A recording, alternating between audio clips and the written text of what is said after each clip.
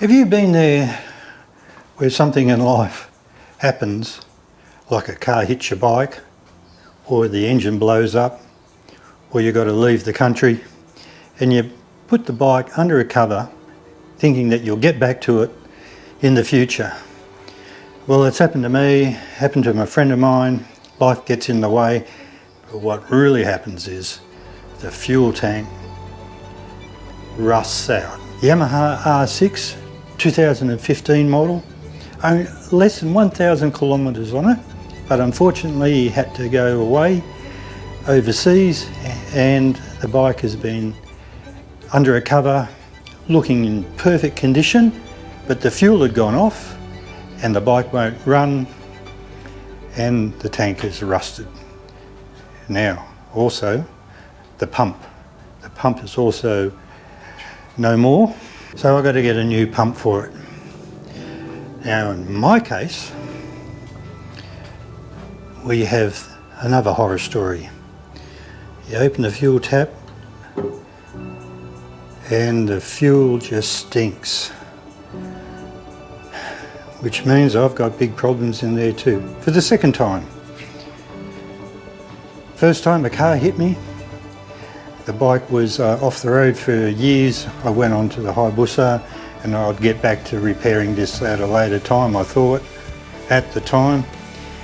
And only a little bit of fuel in it and it rusted out. Second time, as you can see, there's no engine because I had an engine failure at the drags one night, and so the engine's in pieces. And I haven't looked after the fuel tank for the second time. All my fault, and unfortunately the R6 is the same because there was no fuel treatment put into it when the bike was stored away.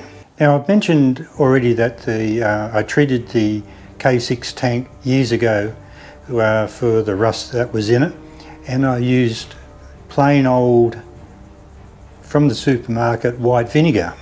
And there's actually a little bit left. Now I soaked the fuel tank completely full of the white vinegar and it works. 100% it works. The biggest drawback is with it is that you have to then, after emptying out the vinegar, you have to then use bicarb baking soda to neutralise the acid, because this is an alkaline and the vinegar is an acid. So if you just drain out the acid, it will keep etching into the metal. And if you just rinse it out with water, the vinegar, it will then flash rust, and that is the biggest problem. After you strip out all the rust out of the tank with the vinegar, you got to try and stop the flash rusting which happens after. What I'm going to do this time is something a little bit different. I'm going to use another product that is not a acidic acid, which is not an acidic acid, but it's a citric acid, which apparently attacks the iron oxide, the rust, rather than etching into the metal the way that the acetic acid does, if that makes any sense. But that's just what I'm going to try. So I'm going to try this product. Now this is a citric acid. It doesn't mention it on the bottle anywhere, but I googled it and found out what it is. And for the sealer, I'm going to use this product, Motorcycle Tank Sealer Kit KBS. I haven't used it before, so here we go, we're going to try that. But there's 3 on the market here in Australia, and now all these products, it's a little bit difficult if you're in the UK or the USA, because some of the brand names you guys don't have, and vice versa. But what I've got here is the KBS, there's another one PPC, and a third one POR 15.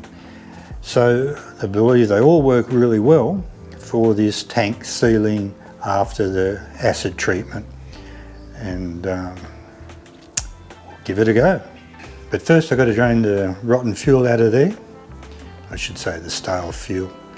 So I've got to drain the stale fuel out of there, take the tank off, flip it upside down, get the pump out, and we will see the damage.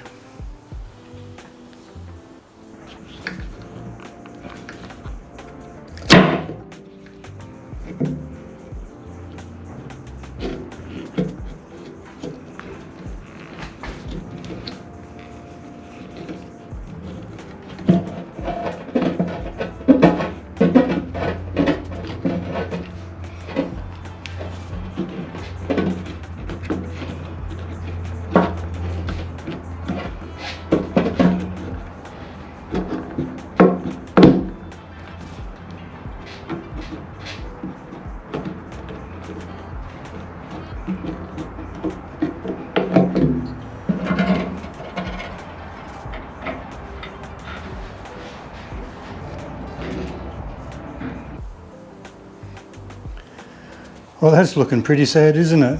Okay, well, I need a new one of those, and I will carry on with the tank now. Wash it out with detergent first, with a pressure washer, get it ready for the chemicals. Okay, Kevin's my name, KJ's Motor, and we'll see you in the next one. See you later. Bye.